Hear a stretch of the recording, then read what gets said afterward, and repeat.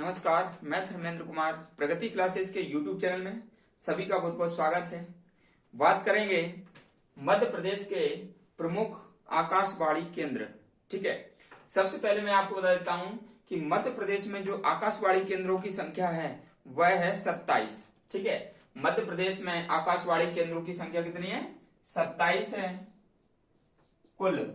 ठीक है, कुल आकाशवाणी केंद्र 27 है। तो ये तो आप याद ही रख लेना। इनमें से जो प्रमुख हैं, जो एग्जाम की दृष्टि से महत्वपूर्ण हैं, उन्हें मैं आपको यहाँ पर याद कराऊंगा, क्योंकि जो इंदौर आकाशवाणी केंद्र है ये मध्य प्रदेश का पहला आकाशवाणी केंद्र है और ये 2015 में पैरामेडिकल के एग्जाम में ये प्रश्न आया था। इसकी डेट आई थी कि जो इंदौर आकाशवाणी केंद्र की स्थापना कब हुई थी। तो यहाँ पर मैं कुछ प्रमुख आकाशवाणी केंद्र की स्थापना से संबंधित यूनिट ट्रिक के माध्यम से आपको बताऊंगा। तो देख लेते हैं। सबसे पहला है इंदौर आकाशवाणी केंद्र। ठीक है, तो ये मध्य प्रदेश का पहला आकाशवाणी केंद्र है और इसकी स्थापना हुई थी 22 मई 1955। 22 मई 1955। ठीक है, तो जो इंदौर है, इंदौर में जो आकाशवाणी केंद्र की स्थापना 22 मई 1955 में हुई थी। तो इसकी डेट आप याद रख लेना। और 22 मई को मनाते हैं जैव विविधता दिवस। ठीक है, 22 मई को जैव विविधता दिवस मनाते हैं। तो ये 22 यानी कि 2-2, तो याद रखना है 5-5, 2-2 और याद रखना है 5-5, यानी कि 22 मई, मई यानी कि 5वां महीना। ठीक है, तो 22 मई से याद हो जाएगा कि 5-5 आना है और ये जैव विविधता दिवस। ठीक है, और 22 मई को ही प्रगति क्लासेस जो कि मेरी संस्था है उसकी स्थापना की थी मैंने 2015 में। इसलिए जो हमारे स्टूडेंट है उनको तो अच्छी तरह ये याद रहेगा कि 22 मई को इंदौर आकाशवाणी केंद्र की स्थापना हुई थी। सबसे पहला आकाशवाणी केंद्र है और 22 मई को प्रगति क्लासेस संस्थान की स्थापना 2015 में की गई थी, लेकिन यहाँ पर 1955 है, ये आपको याद रखना है। दूसरा है भोपाल आकाशवाणी केंद्र। तो जो भोपाल आकाशवाणी केंद्र है, ठीक है ना, भोपाल यानी कि सरदार वल्लभ भाई पटेल। भोपाल यानी कि भाई, भोपाल से याद रखना भाई और भाई से याद रखना सरदार वल्लभ भाई पटेल। ठीक है, तो सरदार वल्लभ भाई पटेल का जो जन्म हुआ था वह हुआ था 31 अक्टूबर। ठीक, 31 अक्टूबर को जन्म हुआ था। भोपाल यानी कि भाई, भाई यानी कि वल्लभ भाई पटेल और वल्लभ भाई पटेल का जन्म हुआ था 31 अक्टूबर।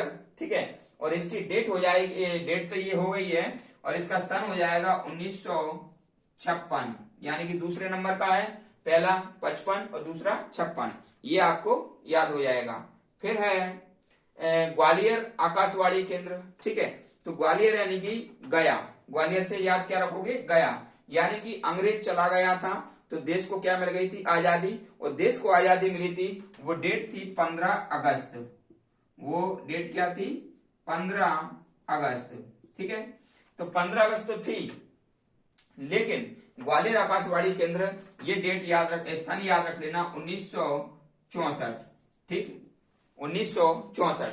ऐसे ही जो जबलपुर है, ये ग्वालियर और जबलपुर, ठीक है, इसका दोनों का सन क्या याद करना है? 1964 याद करना है। ठीक है, तो ये जो जबलपुर आकाशवाणी केंद्र है इसको जब छन, छन यानी कि 6 और एन माने नवंबर, तो 6 नवंबर 1964 इसका याद कर लेना।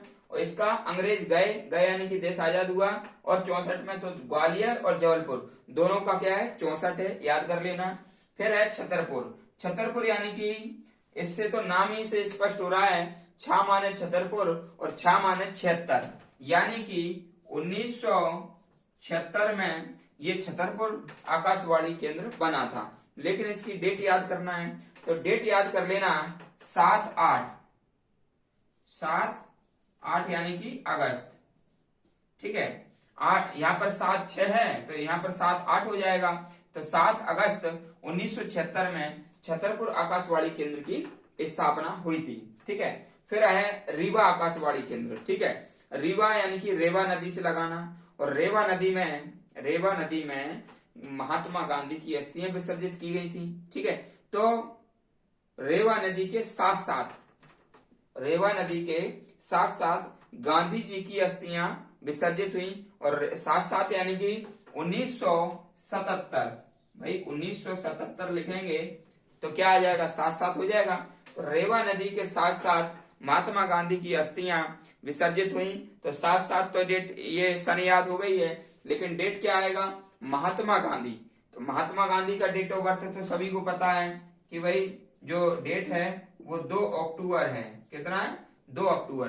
तो 2 अक्टूबर 1977 को रीवा आकाशवाणी केंद्र की स्थापना की गई। और सागर आकाशवाणी केंद्र की स्थापना, इसका सन याद कर लेना आप, 1995। ठीक, आपका 1 नंबर इसमें आपका पक्का हो जाएगा यदि आप ये यूनिट ट्रिक के माध्यम से इसको याद करते हैं तो। ठीक है, वीडियो आपको कैसा लगा आप कमेंट्स करके बताएं, वीडियो को अधिक से अधिक शेयर करें, जो व्यक्ति नए हैं वो चैनल को सब्सक्राइब करें। सभी का बहुत बहुत धन्यवाद।